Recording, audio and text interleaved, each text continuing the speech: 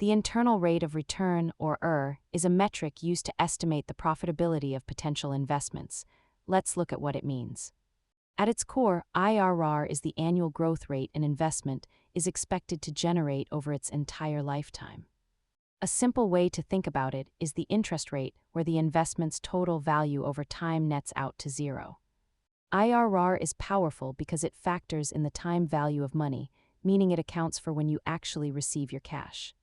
While ROI gives you a simple total percentage, IRR gives you a nuanced annual rate that respects the timeline of your money.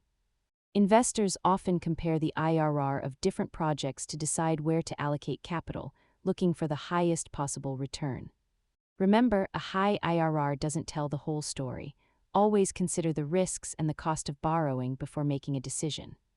Understanding IRR helps you evaluate investments like a pro. If you found this helpful, hit subscribe and save this for later.